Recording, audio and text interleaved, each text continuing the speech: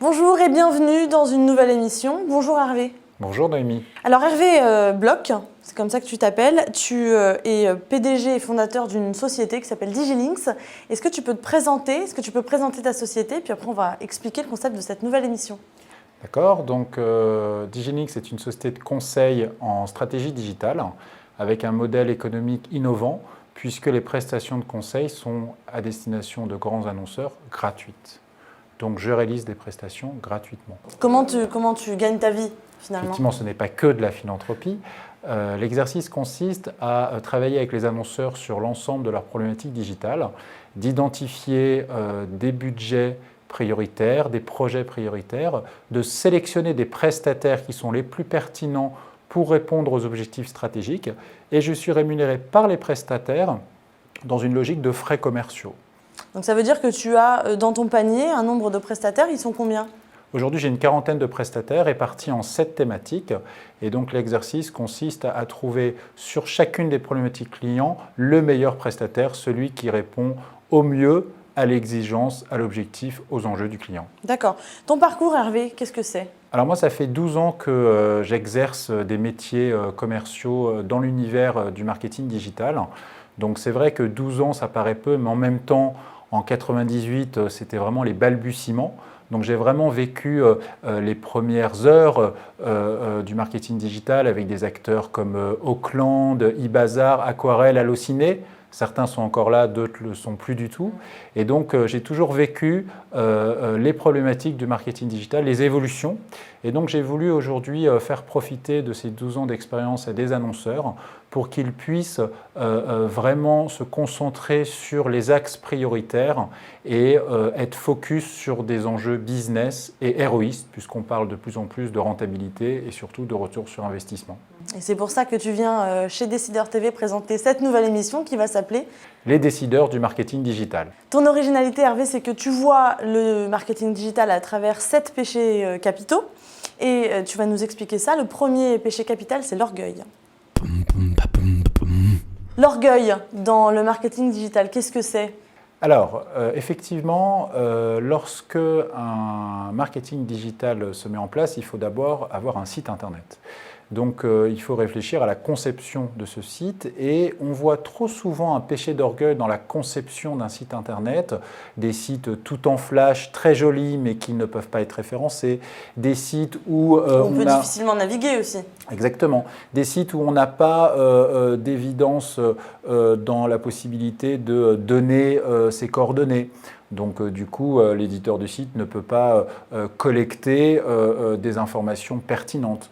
Donc concevoir un site, c'est quelque chose de primordial.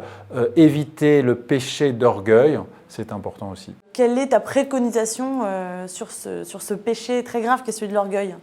Alors il faut, avant de sortir un site, réunir une communauté de bêta-testeurs qui vont donner leur avis. Alors bien sûr, un avis, ça reste subjectif, mais quand on demande à 100 personnes et que 30 ont la même idée d'une remarque, d'une correction, ça peut commencer à devenir pertinent et on peut le prendre en compte.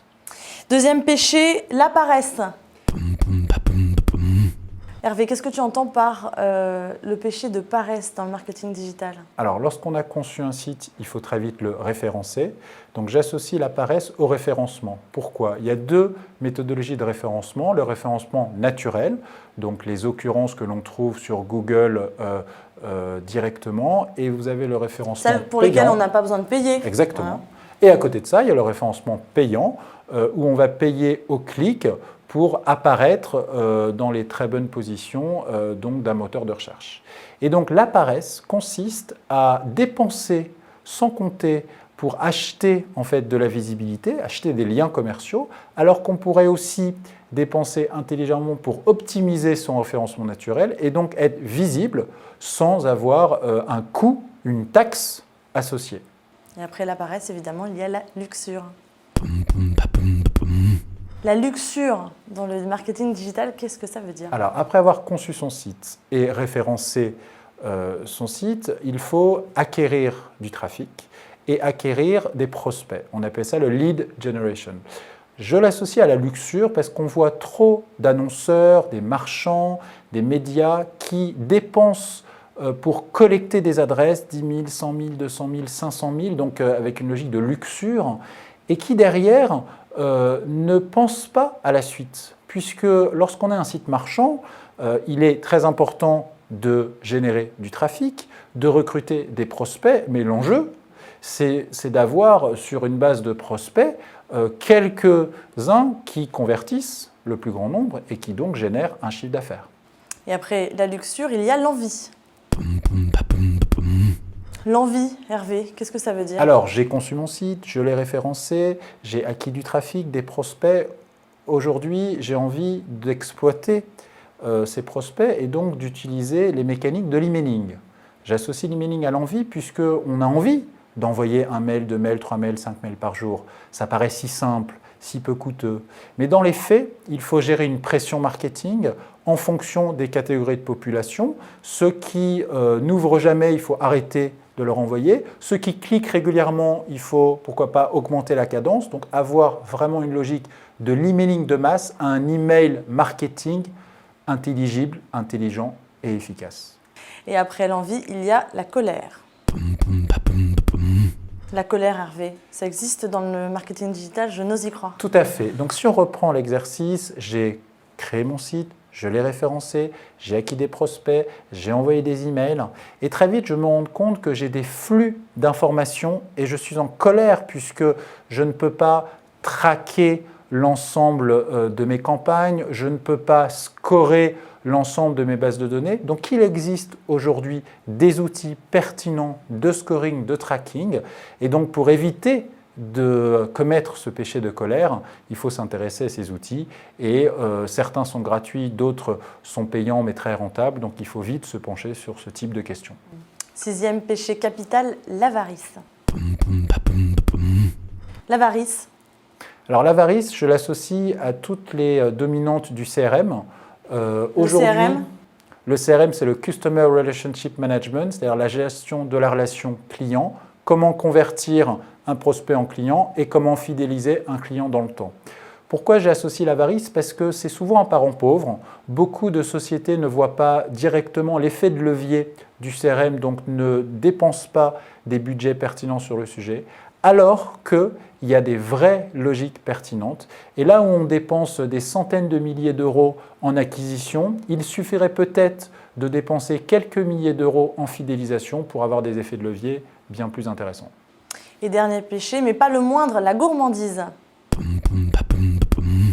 La gourmandise, pour terminer, qu'est-ce que ça veut dire? Alors pour conclure, j'ai créé un site, je le référence, j'acquiers du trafic, je mets en place des campagnes d'emailing, je suis des logiques de tracking, de scoring et je mets en place du CRM. Avec tout ça, j'ai créé des actifs, j'ai créé un actif base de données, j'ai créé un actif trafic. Alors pourquoi pas monétiser ces actifs?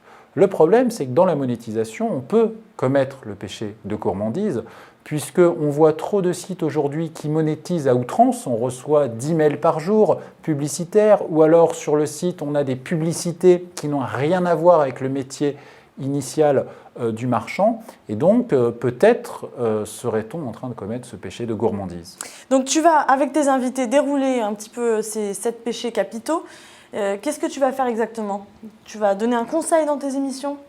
Je vais identifier des décideurs du marketing digital et les faire réagir sur ces thématiques, voir eux-mêmes s'ils ont commis des péchés ou s'ils sont prêts de les commettre et essayer de voir comment ils peuvent donner des conseils, des bonnes pratiques à tous les internautes qui vont consulter ces émissions au fil de l'eau. Eh bien, on a hâte de voir ça. Merci beaucoup Hervé pour cette présentation et à très bientôt bien sûr pour les décideurs du marketing digital.